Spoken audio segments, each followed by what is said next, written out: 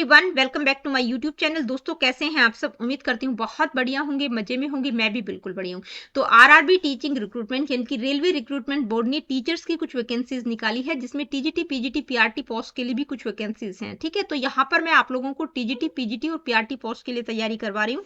PRT की अलग से प्लेलिस्ट मैंने बना रखी है, जिसमें ऑलमोस्ट 2 यूनिट में कंप्लीट करवा चुकी हूँ। ठीक है, और टीजीटी और पीजीटी का सिलेबस बिल्कुल डिट्टो है, पीआरटी का सिलेबस डिफरेंट है। तो जो पीआरटी वाले बच्चे हैं उनको ये वीडियो देखने की जरूरत नहीं है, क्योंकि उनका सिलेबस बिल्कुल डिफरेंट है। प्रोफेशनल एबिलिटी वाले सेक्शन की बात कर रही हूँ, पूरा का पूरा सिलेबस डिस्कस नहीं कर रहे हैं। ठीक है, कौन सी चीज हम कवर कर रहे हैं? सिर्फ और सिर्फ प्रोफेशनल एबिलिटी, जो कि 50 नंबर की आप लोगों से पूछी जाएगी। अब ये जो टीजीटी पीजीटी वाले बच्चों के कुछ कमेंट्स आते हैं कि क्या मैडम, मैं मैथ्स के लिए भी, साइंस के लिए भी, तो हर एक में कॉमन है ये प्रोफेशनल एबिलिटीज। चाहे आप किसी भी सब्जेक्ट से आपने अप्लाई किया हो, तो हर एक में प्रोफेशनल एबिलिटी 50 नंबर की रहेगी। तो टीजीटी पीजीटी वाले बच्चों के लिए 5th क्लास रहेगी। और आज की वीडियो में हम वेस्टर्न स्कूल्स ऑफ फिलॉसफी को डिस्कस करेंगे। वेस्टर्न स्कूल्स ऑफ फिलॉसफी में मुख्य रूप से ये आपके आ जाएंगे, ठीक है, जिनको मैं आज की वीडियो में कवर करवाऊंगी।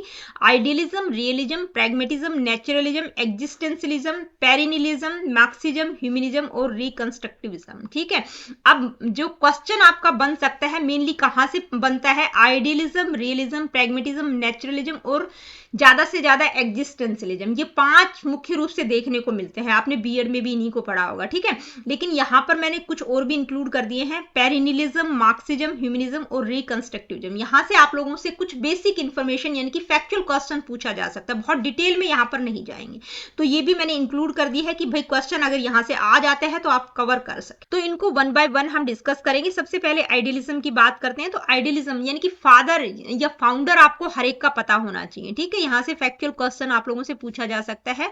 तो कौन है आइडियलिज्म के फादर? किसको माना जाता है? प्लेटो को। ठीक है, उन्होंने इस फिलॉसफी को लगभग 400 बीसी के आसपास अपनी फेमस बुक, उनकी बहुत फेमस बुक है द रिपब्लिक, वहां पर इस फिलॉसफी को उन्होंने इंट्रोड्यूस किया।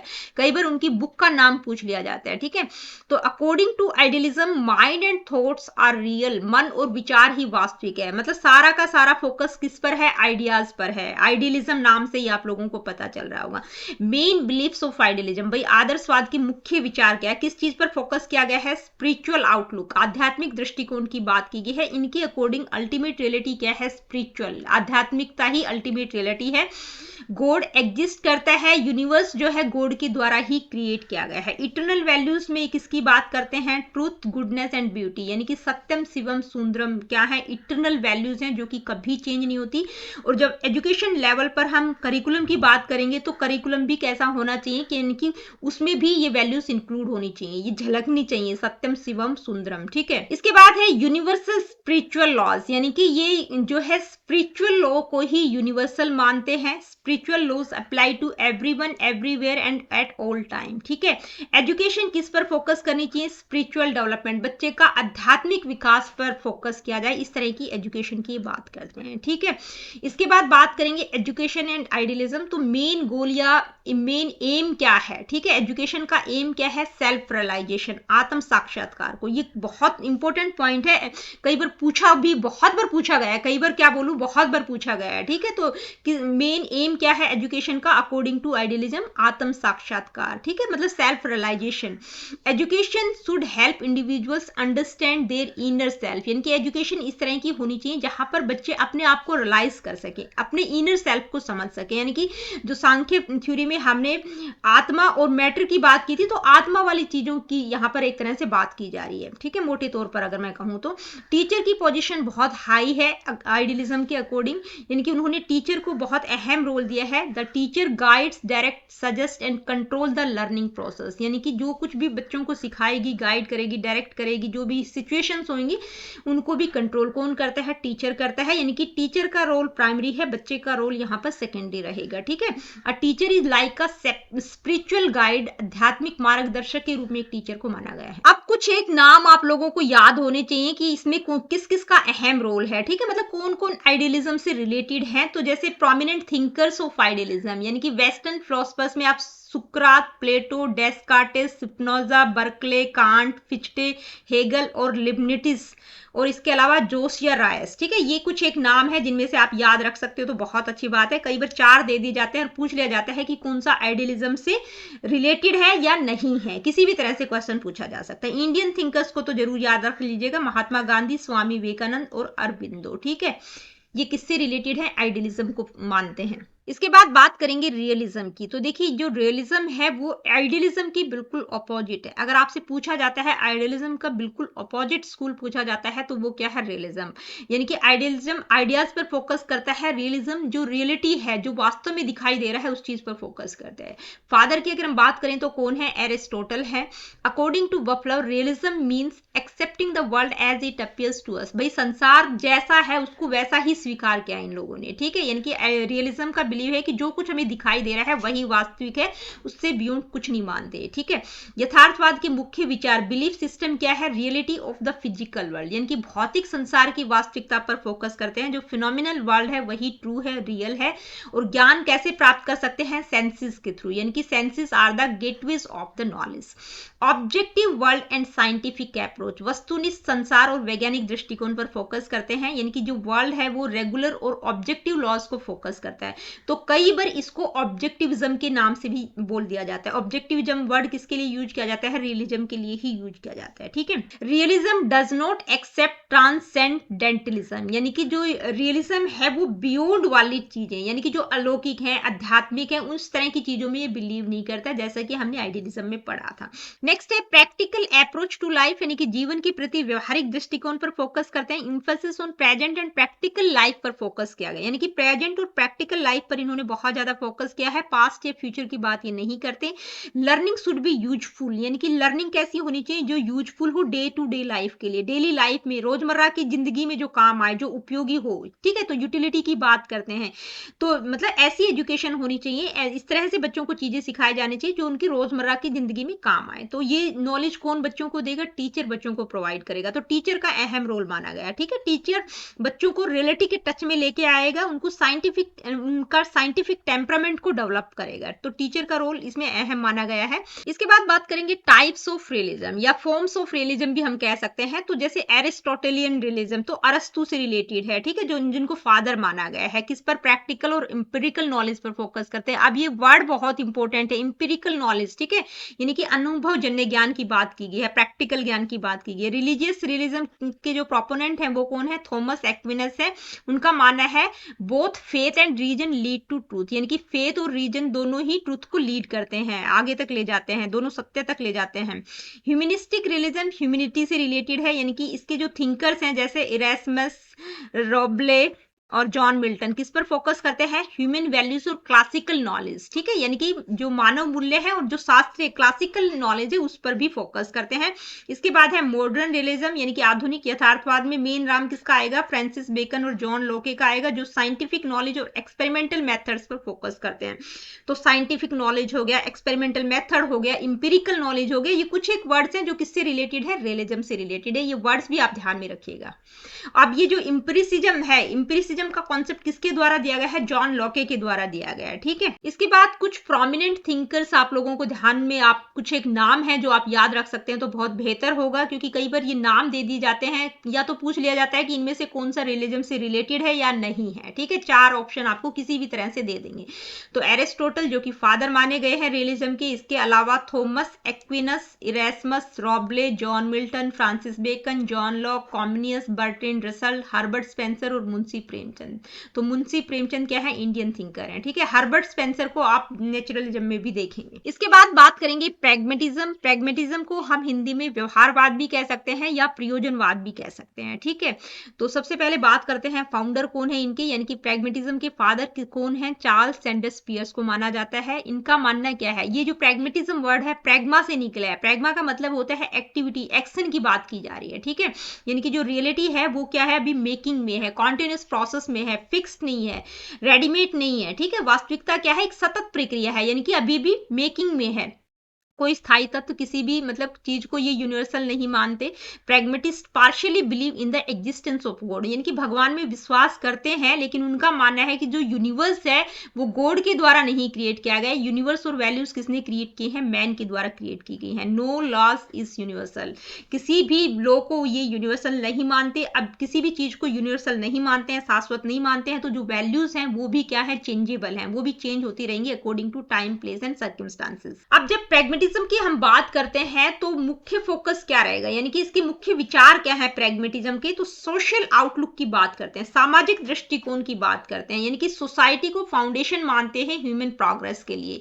प्रैग्मेटिज्म का एम क्या है? सोशल एफिशिएंसी, यानी कि सामाजिक दक्षता की बात करते हैं। ठीक है, अब ये क्या कहते हैं कि भाई कोई भी लॉज यूनिवर्सल नहीं है, सारी चीजें चेंजेबल है। तो एजुकेशन भी कैसी होनी चाहिए? डायनेमिक होनी चाहिए, एडेप्टेबल होनी चाहिए, इवॉल्विंग होनी चाहिए। ठीक है, education should B adaptable and evolving, लचीलापन उसमें होना चाहिए, उसमें कुछ ना कुछ चेंजेस होते रहने चाहिए समाज सोसाइटी के अकॉर्डिंग।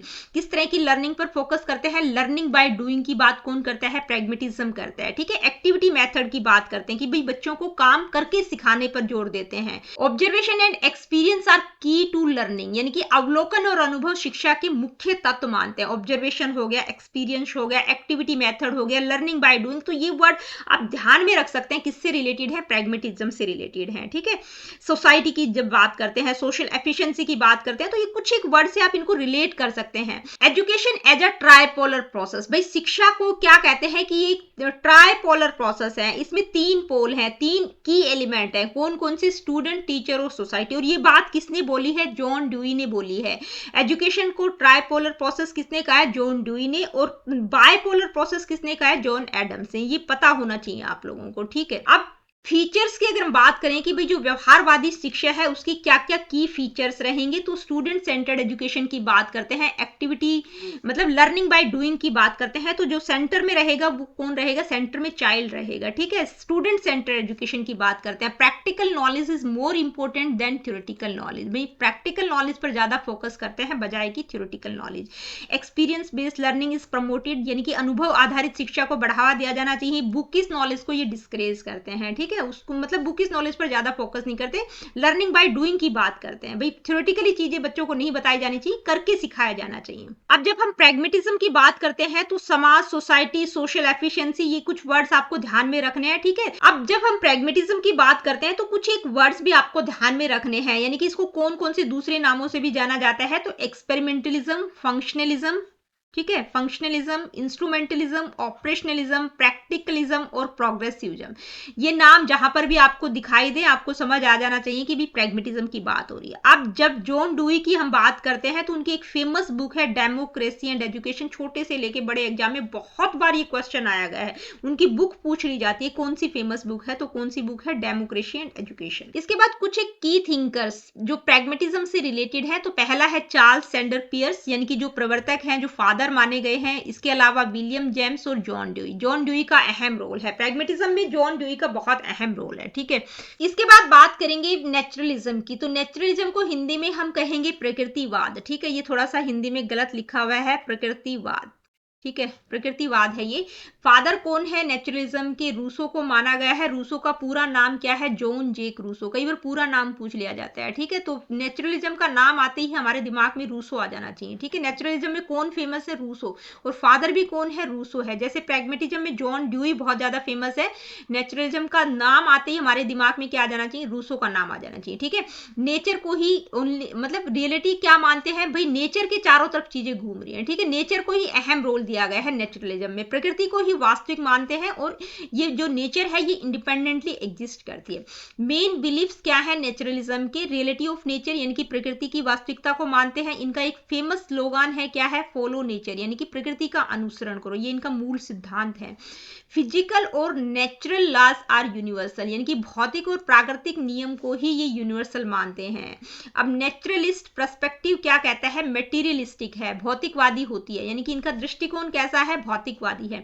अब ये जो सुपर नेचुरल एलिमेंट्स है जिसकी हमने आइडियलिज्म में बात की थी, जैसे गॉड में belief, soul, values, religions, divine spirit, इन सब चीजों को ये रिजेक्ट करते हैं, इनको ये कुछ भी नहीं मानते, इनको मानते ही नहीं है। ठीक है, इंडिविजुअल ऑटोनॉमी पर फोकस करते हैं, व्यक्ति की स्वायत्तता पर फोकस करते हैं।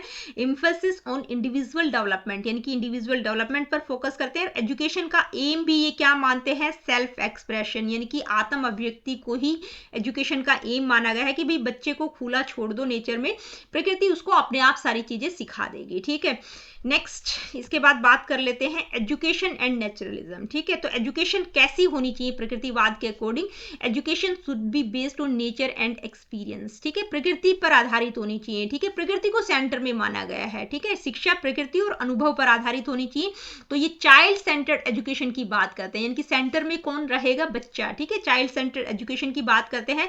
टीचर के बारे में इनका क्या कहना है कि भाई टीचर नहीं होना चाहिए, प्रकृति ही सबसे बड़ा टीचर है, प्रकृति को ही ये सबसे बड़ा टीचर मानते हैं। सेल्फ लर्निंग पर फोकस करते हैं कि भाई प्रकृति बच्चे को सब कुछ सिखा देगी। ठीक है, तो सेल्फ लर्निंग को इंक्रेज करे रादर देन इम्पोज इंस्ट्रक्शन, भाई बच्चे के ऊपर इंस्ट्रक्शंस को इम्पोज नहीं करना है बल्कि वो खुद चीजों को सीखता है। इसके बाद है teacher is only a guide, यानी कि जो टीचर है वो गाइड की तरह होना चाहिए, जैसे बच्चा कर रहा है उसको वैसे करने की स्वतंत्रता होनी चाहिए। ठीक है, वो टीचर ऐसा होना चाहिए जो सेल्फ लर्निंग के लिए इंकरेज करे। तो प्रकृति को ही ये सबसे बड़ा टीचर मानते हैं। अब जब नेचुरलिज्म की हम बात करते हैं तो एक नेगेटिव एजुकेशन का कॉन्सेप्ट आता है। ये नेगेटिव एजुकेशन की बात कौन करते हैं, नकारात्मक शिक्षा की बात कौन करते हैं, रूसो करते हैं। ये कॉन्सेप्ट किसके द्वारा दिया गया है, रूसो के द्वारा। बहुत बार ये कॉन्सेप्ट पूछा गया है कि नकारात्मक शिक्षा का कॉन्सेप्ट किसके द्वारा दिया गया है, तो कौन करते हैं नेगेटिव एजुकेशन की बात, रूसो करते हैं। नेगेटिव एजुकेशन का मतलब है कि भाई बच्चे को समाज सोसाइटी से दूर रखना है, प्रकृति के संरक्षण में बच्चा जो चीजें सीखेगा वो बेहतर तरीके से सीखेगा। ठीक है,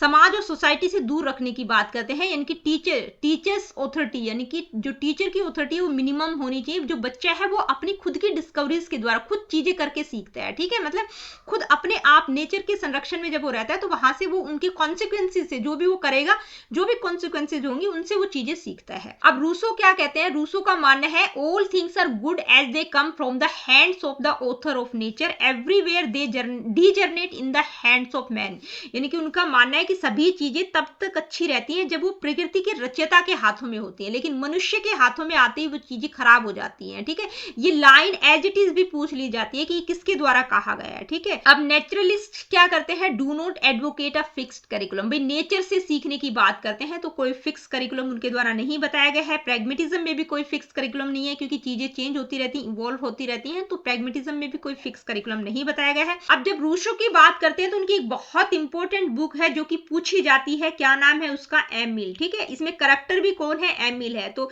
उसमें जो एमिल नाम का बच्चा होता है वो क्या करता है कि भाई जो जिस कमरे में रहता है उसकी विंडो वो तोड़ देता है, तो विंडो तोड़ देता है। तो प्रकृतिवाद में क्या कहा गया है कि भाई उसको कोई डांटना फटकारना नहीं है, जब वो रात को सोएगा तो वो अपने कॉन्सिक्वेंसेज, जो भी उसको ठंड लगेगी तो उससे उसको पता चलेगा कि हाँ उसने गलत किया है, तो कॉन्सिक्वेंसेज से वो चीजें सीखेगा। ठीक है, इसके बाद बात करेंगे फॉर्म्स ऑफ नेचुरलिज्म, या हम कह सकते हैं कुछ एक टाइप्स है नेचुरलिज्म के, जैसे एटॉमिक नेचुरलिज्म हो गया, साइंटिफिक नेचुरलिज्म, मैकेनिकल नेचुरलिज्म या हिस्टोरिकल नेचुरलिज्म। ये नाम आपको ध्यान में रखने हैं और कुछ इंपॉर्टेंट बातें इनसे रिलेट करती हुई आपको ध्यान में रखनी चाहिए। जैसे एटॉमिक नेचुरलिज्म की बात करें तो हम एटम की बात करें कि जो यूनिवर्स है वो किससे बना हुआ है, डिफरेंट एटम से, जैसे कलर, फॉर्म, शेप और क्वालिटीज। ठीक है, अब ये किसके द्वारा दिया गया है, कौन इसकी बात करते हैं एटॉमिक नेचुरलिज्म की, एपिक्यूरस और डेमोक्रेटिक। ठीक है, साइंटिफिक नेचुरलिज्म में दो चीजें आ जाएंगी, यानी कि एक फिजिकल नेचुरलिज्म और दूसरा है बायोलॉजिकल नेचुरलिज्म। फिजिकल नेचुरलिज्म यानी कि किस पर फोकस करता है, एक्सटर्नल मटेरियल वर्ल्ड, यानी कि जो भौतिक प्रकृतिवाद बाहरी भौतिक संसार को महत्व देखता है। ठीक है, एक्सटर्नल मटेरियल वर्ल्ड पर फोकस करता है। बायोलॉजिकल नेचुरलिज्म में आपको डार्विन का नाम याद रखना है, ये किस पर बेस्ड है, जो डार्विन का विकासवादी इवोल्यूशन का सिद्धांत है उस पर बेस्ड है। ठीक है, मैकेनिकल नेचुरलिज्म की जब हम बात करते हैं तो आपको हर्बर्ट स्पेंसर का नाम याद रखना है। ठीक है, इन्होंने किससे कंपेयर किया है, संसार को एक ह्यूज मशीन से कंपेयर किया है। ठीक है, मतलब संसार को एक विशाल मशीन की तरह मानते हैं और हम सब उसके पार्ट्स हैं। इसके बाद है हिस्टोरिकल नेचुरलिज्म में क्या फोकस करता है, nature evolves over time and human development is a part of the process, यानी कि प्रकृति समय के साथ साथ इवोल्व होती रहती है और मानव विकास उसका का एक हिस्सा है। तो ये कुछ एक फॉर्म्स है, तो आप नाम ध्यान में रखेंगे, ठीक है। जैसे एटॉमिक नेचुरलिज्म की हम बात करते हैं तो एपिक्यूरस और डेमोक्रेटिक्स का नाम आपको याद रखना है। बायोलॉजिकल नेचुरलिज्म की बात करते हैं तो डार्विन का नाम आना चाहिए। मैकेनिकल नेचुरलिज्म में हर्बर्ट स्पेंसर का नाम आता है, ठीक है। तो ये कुछ एक नाम आपको ध्यान में रखना है। अब कुछ प्रोमिनेंट थिंकर्स जो प्रकृतिवाद से रिलेटेड हैं उनका नाम आपको पता होना चाहिए, ठीक है। याद रख सकते हैं तो बहुत अच्छी बात है। रूसो हो गया, हर्बर्ट स्पेंसर हो गया, डार्विन हो गया, लामार्क हो गया, टीपी नन हो गया, एपिक्यूरस, डेमोक्रेट्स और मैकडूगल, ठीक है। ये कुछ एक नाम है जो किससे रिलेटेड है, प्रकृतिवाद, नेचुरलिज्म से रिलेटेड। इसके बाद बात करेंगे एग्जिस्टेंशियलिज्म की, यानी कि अस्तित्ववाद क्या है। तो सबसे पहले फाउंडर पता होना चाहिए। फाउंडर कौन है, संस्थापक है सोरेन किरकेगार्ड, ठीक है। किरकेगार्ड संस्थापक माने गए हैं अस्तित्ववाद के। अब देखिए अलग अलग शताब्दी में अलग अलग लोगों ने काम किया है। तो अगर 19वीं शताब्दी के प्रमुख संस्थापक पूछे जाते हैं तो कौन है, सोरेन किरकेगार्ड है। या नॉर्मली भी पूछा जाता है कि भी फाउंडर कौन है एग्जिस्टेंशियलिज्म के, तो वो सोरेन किरकेगार्ड ही है। अब अगर सोरेन का नाम आप लोगों को नहीं दे रखा है और शताब्दी मेंशन कर रखी है 20th सेंचुरी, तो आप जीन पाल सार्त्र के साथ भी जा सकते हैं, ठीक है। मेन संस्थापक कौन है, सोरेन किरकेगार्ड है, ठीक है। 20वीं शताब्दी के मुख्य संस्थापक कौन है, जीन पाल सार्त्र हैं। इसके अलावा फ्रेडरिक नीत्शे और मार्टिन हाइडेगर ने भी काफी काम किया है एग्जिस्टेंशियलिज्म में, उनका भी महत्वपूर्ण योगदान रहा है। इसके बाद बात करेंगे एग्जिस्टेंशियलिज्म किस चीज पर फोकस करता है, यानी कि मेन फोकस क्या है। तो मेन फोकस क्या है, सेल्फ, यानी कि स्वयं पर केंद्रित है। सेल्फ की बात की गई है, इंडिविजुअलिटी की बात की गई है, मैन्स फ्रीडम की बात की गई है, सब्जेक्टिविटी की बात की गई है, ठीक है। तो ये कुछ एक वर्ड्स हैं जो किससे रिलेटेड है, एग्जिस्टेंशियलिज्म से रिलेटेड है। एक क्वेश्चन बहुत इंपॉर्टेंट बहुत बार पूछा जाता है, एग्जिस्टेंस प्रीसीड्स एसेंस, ठीक है। यानी कि जो एग्जिस्टेंस है वो किससे पहले आता है, एसेंस से पहले आता है। यानी कि एग्जिस्टेंस की बात की गई है, एसेंस बाद में आएगा, एग्जिस्टेंस पहले आएगा, अस्तित्व पहले आता है, सार बाद में आता है, ठीक है। यानी कि man first exist and then defines himself. तो ये डायरेक्ट लाइन जो है 3-4 स्टेटमेंट इस तरह की दे देंगे और आपसे पूछा जाएगा कि कौन सी सही है, या एग्जिस्टेंशियलिज्म किस चीज पर फोकस करता है, ठीक है। तो एग्जिस्टेंस पर फोकस करता है, एसेंस बाद में आता है, ठीक है। ये आपको ध्यान में रखना है। तो इसमें जो है प्रीसीड प्रोसीड करके कुछ मतलब 4 स्टेटमेंट आपको दे देंगे, तो कौन सी स्टेटमेंट सही है ये पूछ लिया जाएगा, या इसमें किस चीज पर फोकस किया गया है। एग्जिस्टेंशियलिज्म किस चीज पर फोकस करता है, तो एग्जिस्टेंस पर फोकस करता है, एसेंस बाद में आता है, ये ध्यान रखना है आपको, ठीक है। सब्जेक्टिविटी इज इंपॉर्टेंट, यानी कि सब्जेक्टिविटी पर फोकस करते हैं। एवरी इंडिविजुअल्स पर्सपेक्टिव मैटर्स, यानी कि व्यक्ति का दृष्टिकोण ज्यादा महत्वपूर्ण है, ठीक है। Man has complete freedom to shape his own life, मनुष्य को अपने जीवन को आकार देने के लिए पूरी स्वतंत्रता होनी चाहिए। तो कुछ एक टर्म्स हैं, जैसे एग्जिस्टेंस की बात करते हैं, सब्जेक्टिविटी की बात करते हैं, मैन्स फ्रीडम की बात करते हैं, ठीक है। अब कुछ एक फिलॉसफीज को इन्होंने क्रिटिसाइज किया है, आइडियलिज्म, नेचुरलिज्म और साइंटिफिक कल्चर को ये क्रिटिसाइज करते हैं, ठीक है, इनकी आलोचना करते हैं।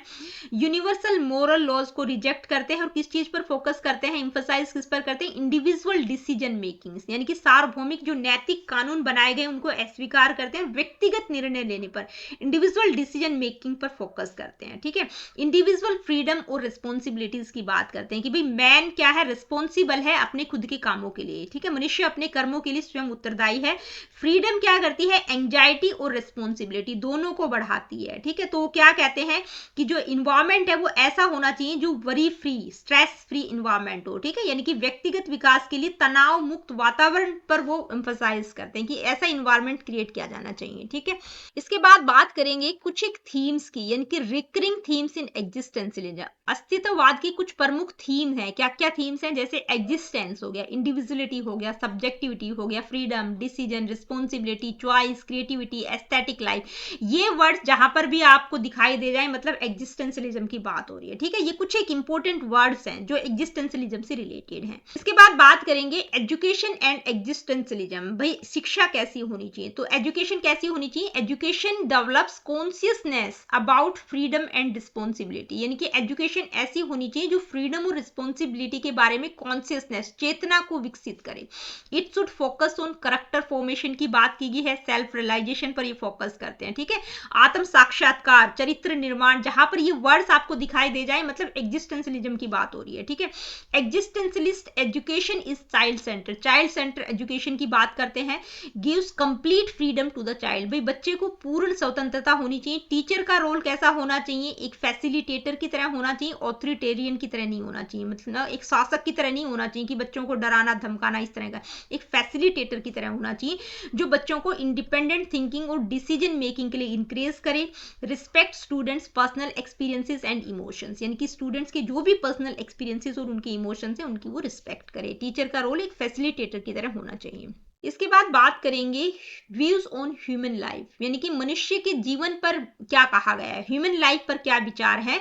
Man is nothing but what he makes of himself, human defines their own purpose, यानी कि मनुष्य वही है जो वह स्वयं को बनाता है। आपने खुद के कर्मों के लिए कौन, मनुष्य खुद जिम्मेवार है, सेल्फ की बात की गई है, ठीक है, वो खुद जिम्मेवार है जो भी वो कर्म कर रहा है। जो चाइल्ड है वो इंटीग्रल पार्ट है इस यूनिवर्स का।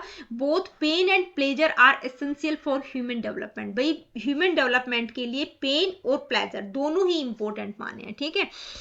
अब कुछ एक प्रोमिनेंट थिंकर्स हैं जो एग्जिस्टेंशलिज्म से रिलेटेड हैं, तो किन किन का नाम आपको ध्यान में रखना है, Søren Kierkegaard, Friedrich Nietzsche, Martin Heidegger, Jean Paul Sartre, ठीक है, ये नाम आप याद रख सकते हैं, बहुत इंपॉर्टेंट है। अब यहाँ पर मैं आप लोगों को बताना चाहूंगी कि भाई जो क्वेश्चंस आपको देखने को मिलेंगे वो कहाँ से मिल सकते हैं, idealism, realism, pragmatism, naturalism, existentialism, ये 5 जो हमने पढ़े हैं वेस्टर्न स्कूल्स ऑफ फिलॉसफी, यहां से आपको क्वेश्चन पक्का देखने को मिलेगा। लेकिन आगे की जो हम पढ़ेंगे, ठीक है, 3-4 जो मैंने इंक्लूड किए हैं, वहां से आप लोगों को मेन चीजें समझ आ जानी चाहिए, ठीक है, जो फैक्चुअल चीजें वो आपको पता चल जाए, उतना ही मैं आप लोगों को समझाऊंगी, ठीक है। इसके बाद है पेरिनियलिज्म, तो पेरिनियलिज्म को हम सनातनवाद या सैदैविकवाद के नाम से भी जानते हैं। अब अगर हम बात करें पेरिनियल का मतलब क्या होता है, एवर लास्टिंग, जो सदैव रहने वाला है, like a flower that blooms year after year, मतलब जो एक साल के बाद दूसरे, दूसरे साल के बाद तीसरे, जो हमेशा खिलता रहता है, उस फूल की बात की है। पेरिनियल फ्लावर से इसको कंपेयर किया गया है।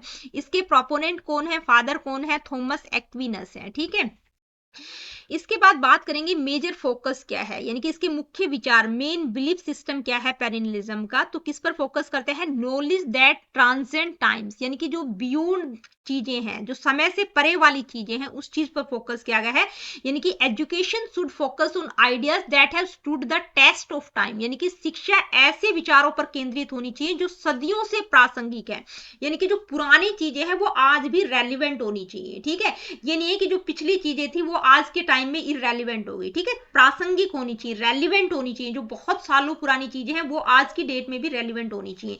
तो ये टाइमलेस सब्जेक्ट्स की बात करते हैं। टाइमलेस सब्जेक्ट में आपका क्या क्या आ जाएगा, जैसे फिलॉसफी हो गया, हिस्ट्री हो गया, लिटरेचर हो गया, ठीक है। तो ये क्या है, ये बियॉन्ड टाइम की बात की गई है कि भाई आज भी वो चीजें प्रासंगिक, उतनी ही प्रासंगिक है, उतनी ही रेलिवेंट है।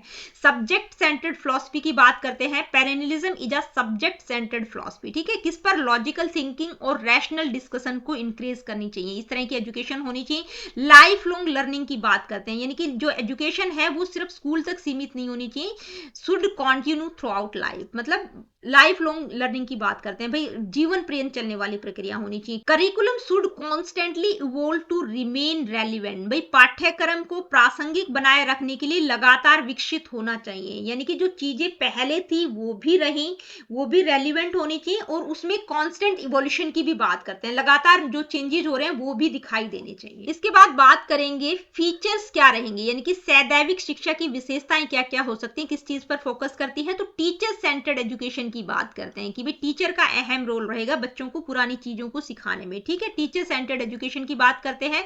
यूनिवर्सल ट्रूथ्स पर फोकस करते हैं। Develops intellectual and moral reasoning, यानी कि बौद्धिक और नैतिक तर्क विकसित करने चाहिए, इस तरह की होनी चाहिए। Prepare students for both present and future, present और फ्यूचर के लिए स्टूडेंट्स को प्रिपेयर करे। Teacher is the guide and authority in the classroom, मतलब शिक्षक का अहम रोल इन्होंने माना है, ठीक है, शिक्षक का अहम रोल होना चाहिए।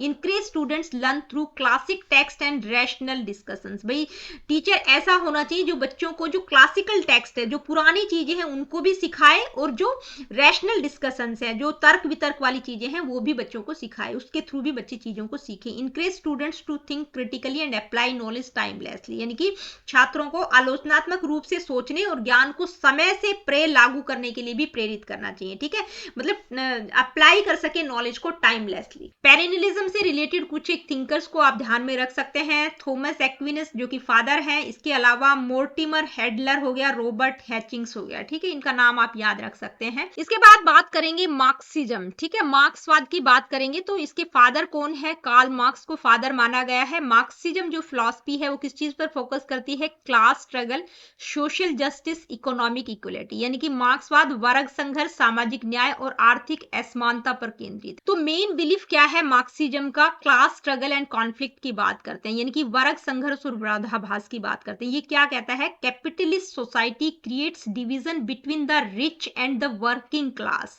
कहने का मतलब क्या है कि जो पूंजीवादी लोग हैं वो क्या करते हैं, डिवीजन क्रिएट करते हैं किसके बीच में, पूंजीवादी समाज जो है अमीर और जो मजदूर वर्ग है, जो जिसको सर्वहारा वर्ग कहा गया है, उसके बीच में क्या करता है, डिवीजन, विभाजन पैदा करता है, ठीक है। तो एजुकेशन कैसी होनी चाहिए, जो सोशल और इकोनॉमिक जस्टिस के लिए एक टूल की तरह काम करे, ठीक है, मतलब इस तरह की चीजें ना हो, इस तरह से एजुकेशन होनी चाहिए। नेक्स्ट है डायलेक्टिकल मटेरियलिज्म, यानी कि द्वंद्वात्मक भौतिकवाद की बात करते हैं। इनका मानना है कि भाई history progresses through conflicts and contradictions, यानी कि इतिहास जब समाज में, सोसाइटी में संघर्ष होगा, विरोधाभास पैदा होगा, कॉन्ट्राडिक्शंस आएंगे, तभी हिस्ट्री प्रोग्रेस करती है, ठीक है। Change in society happens through revolution and struggle, यानी कि रिवॉल्यूशन और स्ट्रगल होगा तभी सोसाइटी में चेंजेस होंगे, ठीक है। डायलेक्टिकल मटेरियलिज्म ये कहता है थ्योरी ऑफ सरप्लस वैल्यूज, ठीक है, क्या कहता है, workers create values but capitalists exploit them, यानी कि जो श्रमिक हैं, जो सर्वहारा वर्ग है, वो क्या करते हैं, वैल्यूज क्रिएट करते हैं, लेकिन जो पूंजीपति लोग हैं वो उनका शोषण करते हैं, जो अमीर लोग हैं, ठीक है, वो क्या करते हैं, शोषण करते हैं। तो मार्क्सिज्म का एम क्या है, टू एंड दिस एक्सप्लॉयटेशन, यानी कि ये जो शोषण हो रहा है गरीब लोगों का, जो सर्वहारा लोग हैं उनका शोषण हो रहा है, उसको समाप्त कर किया जाना चाहिए। मार्क्सिज्म का मेन उद्देश्य क्या है कि इस शोषण को, इस एक्सप्लॉयटेशन को समाप्त किया जाना चाहिए। इसके बाद है एलाइनेशन एंड लॉस ऑफ आइडेंटिटी। एलाइनेशन का मतलब अलगाववाद और लॉस ऑफ आइडेंटिटी का मतलब पहचान का नुकसान। तो जो कैपिटलिज्म है, यानी कि जो पूंजीवाद है, वो क्या करता है, alienates individuals from their work, society and even themselves, यानी कि जो पूंजीवाद है वो व्यक्ति को उसके कार्य, समाज और स्वयं से अलग कर देता है।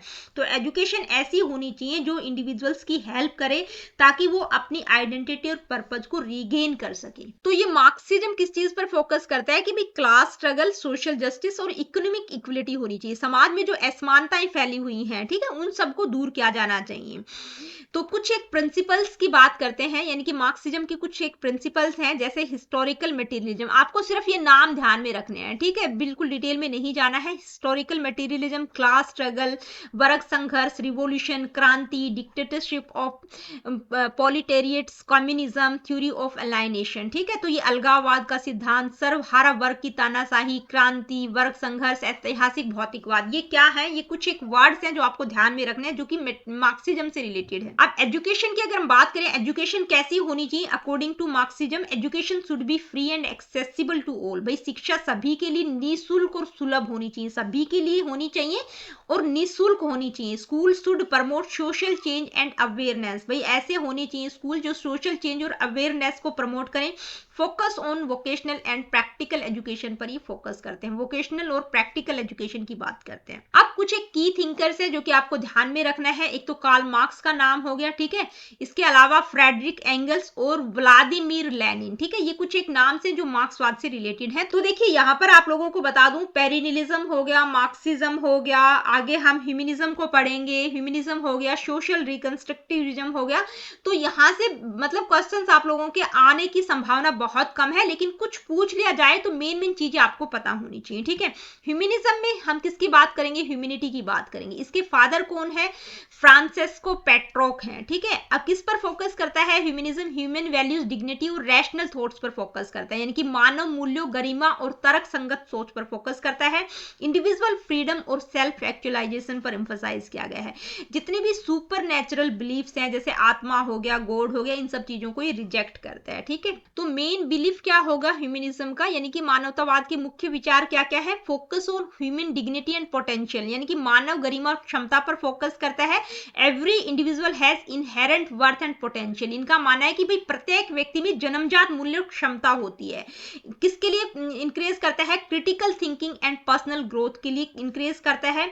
Rejection of superstitions and divine authority, जितने भी अंधविश्वास है या दैविक सत्ता है, डिवाइन ऑथोरिटी है, गॉड, सोल, परमात्मा, ठीक है, स्पिरिट हो गया, इन सब चीजों को ये रिजेक्ट करता है। ठीक है। इंपॉर्टेंस ऑफ एजुकेशन, एजुकेशन को महत्ता देता है। एजुकेशन कैसी होनी चाहिए? Should develop moral, intellectual and creative abilities, भाई शिक्षा ऐसी होनी चाहिए जो बच्चों में मोरलिटी, इंटेलेक्चुअल और क्रिएटिव एबिलिटीज को डेवलप करे। Emphasises holistic learning instead of rote memorisation, यानी कि रोट मेमोराइजेशन पर फोकस नहीं करता, होलिस्टिक लर्निंग की बात की गई है कि भाई एजुकेशन ऐसी होनी चाहिए जो बच्चों का ऑल राउंड होलिस्टिक डेवलपमेंट जिसके द्वारा बच्चों का हो सके। अब ह्यूमनिज्म के अकॉर्डिंग एजुकेशन की क्या क्या करैक्टरिस्टिक्स होनी चाहिए? तो एजुकेशन कैसी होनी चाहिए? पर्सनलाइज और फ्लेक्सिबल होनी चाहिए। सेल्फ डायरेक्टेड लर्निंग को इंक्रेज करते हैं। एक्सपीरियंशियल लर्निंग को प्रमोट करते हैं, इनकी लर्निंग बाय डूइंग की बात की गई है। टीचर एक गाइड और मेंटर की तरह होना चाहिए, ऑथोरिटेरियन फिगर की तरह नहीं होना चाहिए, जो कि बच्चों के लिए स्पोर्टिव और नर्चरिंग लर्निंग इन्वायरमेंट क्रिएट करें। ठीक है। टीचर ऐसा होना चाहिए जो स्टूडेंट्स को इंक्रेज करे इंडिपेंडेंटली और क्रिटिकली थिंकिंग के लिए, यानी कि बच्चे इंडिपेंडेंटली और क्रिटिकली चीजों को एनालाइज। इसके अलावा कुछ एक की थिंकर्स याद रख सकते हैं जो कि ह्यूमनिज्म से रिलेटेड हैं। कौन कौन से? Francisco, Petrarch, Erasmus, John Dewey, Carl Rogers और मास्लो। मास्लो और कार्ल रोजर्स का नाम बहुत इंपॉर्टेंट है जब हम ह्यूमनिज्म की बात करते हैं, तो ये ध्यान में रखिएगा। इसके बाद बात करेंगे रिकंस्ट्रक्टिविज्म या सोशल रिकंस्ट्रक्शनिज्म। ठीक है, यानी कि पुनर्निर्माणवाद या समाज पुनर्निर्माण की बात की जा रही है। तो नाम से ही आपको रिलेट कर सकते हैं, नाम से, कि सोशल रिकंस्ट्रक्शन की बात की जा रही है, सोसाइटी को रिकंस्ट्रक्ट करने की बात की जा रही है। ठीक है। तो ये जो फिलॉसफी है ये क्या कहती है कि भाई एजुकेशन ऐसी होनी चाहिए जो समाज के पुनर्निर्माण में हेल्प करे, क्योंकि जितना भी यूथ है जो स्कूल कॉलेज अटेंड कर रहा है वो समाज सोसाइटी में रह रहा है। तो एजुकेशन का मेन फोकस क्या होना चाहिए? सोशल रिकंस्ट्रक्शन पर फोकस करती है। ठीक है, यानी कि स्कूल ऐसे होने चाहिए जो मतलब बेहतर भविष्य के लिए मूल्यों को विकसित करे बच्चों में। करिकुलम की अगर हम बात करें तो करिकुलम कैसा होना चाहिए? जो सोशल, इकोनॉमिक और पॉलिटिकल इश्यूज पर फोकस करे। ठीक है, जो क्रिटिकल थिंकिंग और सोशल चेंज के लिए प्रमोट करे। Social sciences are prioritise over pure science, यानी कि प्योर साइंस की बजाय सोशल साइंस पर ज्यादा फोकस होना चाहिए। ठीक है, focuses on self realisation and intellectual freedom, यानी कि आत्मबोध, सेल्फ रियलाइजेशन और इंटेलेक्चुअल फ्रीडम पर फोकस करती है। तो मेन क्या है? सोसाइटी को रिकंस्ट्रक्शन की बात की गई है, सोसाइटी को रिकंस्ट्रक्ट करने पर फोकस करती है। थोड़ा गला खराब हो रहा है, इग्नोर कर देना। तो आज की वीडियो में हमने वेस्टर्न स्कूल्स ऑफ फिलॉसफी को बिल्कुल डिटेल में समझा। देखिए मैंने 9 इंक्लूड किए हैं। मेनली अगर हम बात करें तो 4 या 5 से आपको क्वेश्चंस देखने को मिलेगा, जिसमें आइडियलिज्म, रियलिज्म, नेचुरलिज्म, प्रैग्मेटिज्म और एग्जिस्टेंशियलिज्म। ठीक है, ये बाद वाले जो मैंने करवाए हैं ये मेन चीजें आपको समझ आ जानी चाहिए। ठीक है, इसमें किस चीज पर फोकस किया गया, बस इतना ही आपको ध्यान में रखना है। तो मिलती हूँ आप लोगों से अपनी अगली वीडियो में। Really good, take care of yourself. देखिए वीडियो सेशंस आप लोगों को पसंद आते हैं, आप लोगों के लिए हेल्पफुल है, तो लाइक, शेयर और चैनल को सब्सक्राइब आप कर सकते हैं। किसी प्रकार का क्वेश्चन, क्वेरीज, फीडबैक आपका है, आप कमेंट करके मुझसे पूछ सकते हैं। आपके सभी कमेंट्स का आंसर मैं करती हूँ। और अगली वीडियो में देखिए क्वेश्चंस मैं आप लोगों को साथ साथ करवाती हूँ। तो अगली वीडियो में ये जो 9 फिलॉसफीज हमने डिस्कस किए हैं, 9 वेस्टर्न स्कूल्स को हमने डिस्कस किया है, उनसे रिलेटेड एमसीक्यूज को डिस्कस करेंगे। तो मिलती हूँ आप लोगों से अपनी अगली वीडियो में।